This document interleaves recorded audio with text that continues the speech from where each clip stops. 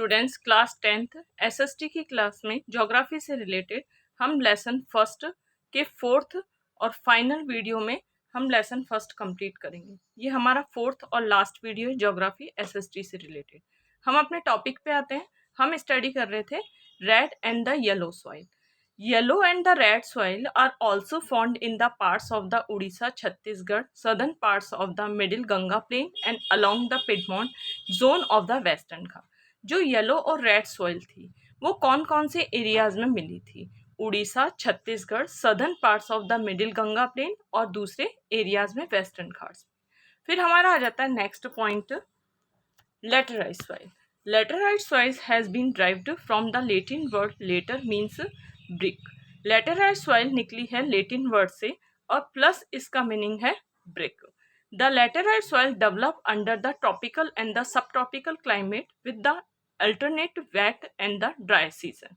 जो laterite soil है वो ड्राई और वेट सीजन के लिए सुटेबल है। This soil is a resulted of the intense leaching due to heavy rain. जो लेटराइट सॉइल है हैवी रेन के कारण चिपचिपी हो जाती है। Laterite soil are also mostly deep to very deep and the acidic pH 6.0। जो लेटराइट सॉइल है उसमें जो एसिड होता है वो 6.0 होता है। Generally deficient in plant nutrients and the occur mostly in the southern part. जो मोस्टली लेटराइट सॉइल है वो सदर्न प्लांट्स में मिलती है और इसमें न्यूट्रिएंट्स एलिमेंट्स होते हैं। फिर नेक्स्ट हमारा पॉइंट आ जाता है in the hilly areas of Karnataka, Kerala and the Tamil Nadu. Laterite soil hilly area, Karnataka के हिली एरिया में, केरला और तमिलनाडु में भी मिलती है। This soil is very useful for growing T and the coffee. Laterite soil favourable soil है टी और कॉफी के लिए। Red laterite soil in Tamil Nadu. Red laterite soil Tamil Nadu में मिलती है, आंध्र प्रदेश में मिलती है और केरल में मिलती है। और ये जो आंध्र प्रदेश, केरल और तमिलनाडु में कैश्यू नट की क्रॉप बहुत अच्छे से होती है। फिर नेक्स्ट हमारा आ जाता है एरिड सॉइल।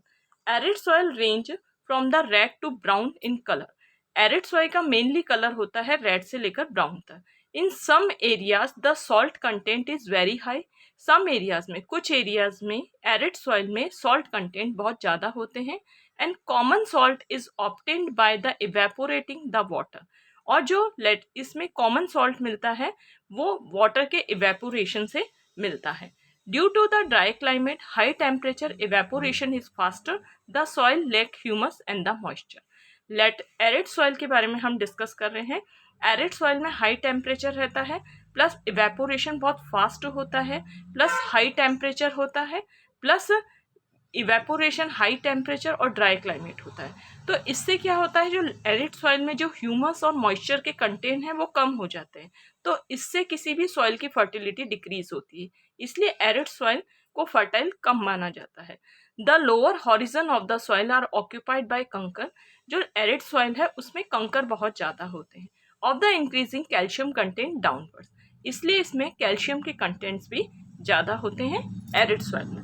फिर नेक्स्ट हमारा टॉपिक आ जाता है, टॉपिक है हमारा soil erosion and the soil conservation. Student, soil erosion का मतलब है, सॉइल इरोजन टू टाइप्स होता है, या तो विंड से, तेज विंड चलती है तो तब होता है, या फिर वाटर बहुत स्पीडली आता है। वाटर जब बहुत स्पीडली आता है या फिर विंड बहुत स्पीडली चलती है तो सॉइल का अपनी जगह से हटना और दूसरी जगह पे जाना सॉइल इरोजन कहलाता है। अब इस सॉइल इरोजन के कारण बहुत सारी फर्टिलिटी कम हो जाती है सॉइल से रिलेटेड। तो हम सॉइल को कंजर्व किस तरीके से कर सकते हैं? सॉइल को कंजर्व मतलब इट मीन सॉइल की फर्टिलिटी को बनाए रखना। अब हम टॉपिक पे आते हैं। The running water cuts through the clayey soil and makes deep channels is the gullies. सबसे पहले एग्जामिनर आपसे गुलीज के बारे में पूछता है, जो कि सॉइल इरोजन से रिलेटेड ही एक टॉपिक है। जब रनिंग वाटर, जब स्पीडली वाटर बहता है, फ्लो होता है, cuts through the clayey soil, और पूरी तरह से जो सॉइल है उसको कट कर देता है अलग अलग पार्ट्स में, और डीप चैनल्स बना देता है। इट मीन्स डीप होल्स बना देता है, डीप पूरी तरह से डीप गहराई बना देता है। तो इसमें डीप डेप्थ में जाके बहुत गड्ढे बन जाते हैं, तो इसे हम कहते हैं गुलीज कहते हैं। The land becomes unfit for cultivation. जो लैंड कल्टिवेशन के लिए अनफिट होती है, इट मीन्स जिसकी फर्टिलिटी कम होती है, उसे बैड लैंड कहते हैं। In the Chambal basin such as lands are called ravines. Chambal basin के आसपास का जो लैंड है उसे हम रेवेन्स कहते हैं। Sometimes water flow as a sheet over large areas down a slope. Students, जब वाटर स्लोप पे से आता है शीट की फॉर्म में, मतलब स्पीडली पानी बहुत आता है और शीट की फॉर्म में आता है, is in such cases the top soil is washed away. तो क्या होता है, कुछ केसेस में जो टॉप सॉइल होती है वो पूरी तरह से फ्लो होके नीचे आ जाती है। This is known as the sheet erosion. इसका मतलब इसे क्या कहते हैं, शीट इरोजन कहते हैं। इट मीन्स जब पानी बहुत स्पीडली आता है और उस पानी के साथ जो सॉइल होती है वो शीट की फॉर्म में नीचे आती है, माउंटेनियस एरिया से नीचे आती है, तो उसे शीट इरोजन कहते हैं। स्टूडेंट, ये अलग अलग टाइप के इरोजन है। एग्जामिनर आपसे 2 मार्क्स के इसमें से क्वेश्चन पूछेगा। फिर है हमारा wind blows loose soil of flat और द स्लोपिंग लैंड। जब विंड बहुत हवाएं बहुत तेज चलती है तो उससे जो सॉइल है वो बहुत लूज हो जाती है और पूरी तरह से एक जगह से उठ के दूसरी जगह चली जाती है, तो इसे विंड इरोजन कहते हैं। Soil erosion is also caused due to the defective methods of farming. अब सॉइल इरोजन के मेन रीजन क्या है, ये आपसे एग्जामिनर 2 मार्क्स का या 3 मार्क्स का भी पूछ सकता है। सबसे फर्स्टली है डिफेक्टिव मेथड ऑफ फार्मिंग, यानी कि फार्मिंग का गलत मेथड। हम फार्मिंग में ज़रूरत से ज़्यादा केमिकल यूज़ करते हैं या फिर ज़रूरत से ज़्यादा इरीगेशन करते हैं या पेस्टिसाइड्स का यूज़ करते हैं, तो ये सब डिफेक्टिव मेथड्स हैं फार्मिंग के।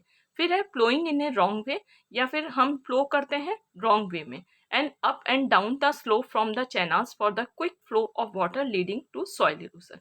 तो क्या होता है, अप और डाउन में हम फ्लो करते हैं। फ्लो मतलब क्या होता है, हल चलाते हैं, तो इससे क्या होता है, जो बहुत ज़्यादा गड्ढे बन जाते हैं मिट्टी में और सॉइल इरोजन हो जाता है। फिर नेक्स्ट हमारा आ जाता है flowing along the contour lines can decelerate the flow or of water down the slope.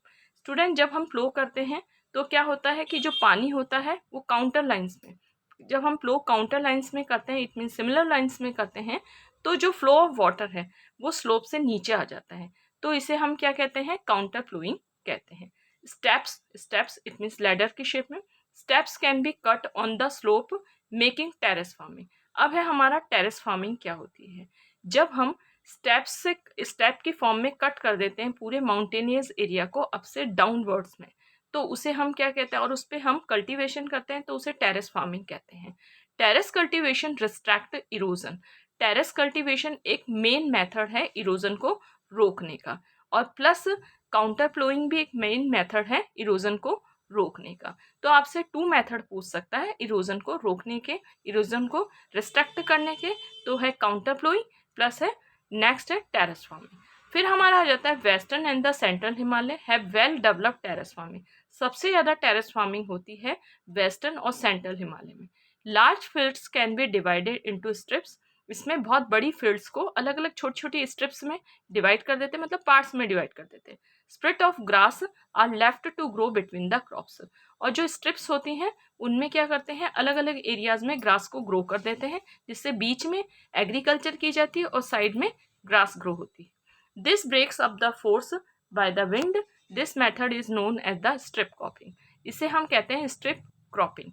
Strip cropping के थ्रू जो सॉइल है वो रुक जाती है, जो ग्रास होती है, ग्रास को हम ग्रो करते हैं, उस ग्रास से रुक जाती है जो सॉइल, और उससे क्या होता है, स्ट्रिप क्रॉपिंग से विंड इरोजन या सॉइल इरोजन नहीं होता है। फिर हमारा आ जाता है rows of such tree are called shelter belt. Students, आपसे 1 मार्क का एग्जामिनर पूछ सकता है शेल्टर बेल्ट। तो शेल्टर बेल्ट रोज ट्रीज की जो रोज बना दी जाती है उसे हम कहते हैं शेल्टर बेल्ट। शेल्टर बेल्ट्स के थ्रू भी एक तरीके से सॉइल इरोजन को प्रोटेक्ट किया जा सकता है। These shelter belts have contributed significantly the stabilization of the sand dune। इस shelter belt से stabilization यानी कि स्टेबल कर देते हैं, यानी कि रोक देते हैं। किस चीज़ को रोकते हैं, सैंड ड्यून्स को रोक देते हैं। सैंड ड्यून्स इट मीन्स मिट्टी के टीलों को रोकते हैं। इट मीन्स हवा से मिट्टी के टीले एक जगह से दूसरी जगह उनका फॉर्मेशन नहीं हो पाता। In stabilising the desert in western India. और इससे क्या होता है, शेल्टर बेल्ट से जो वेस्टर्न इंडिया में जो डेजर्ट एरिया है उसको स्टेबल हो जाता है, इट मीन्स रुक जाता है। तो स्टूडेंट्स, हमने लेसन फर्स्ट ज्योग्राफी से रिलेटेड एसएसटी की क्लास में अपने 4th और लास्ट वीडियो में हमने फाइनल पार्ट पढ़ा है लेसन फर्स्ट से रिलेटेड।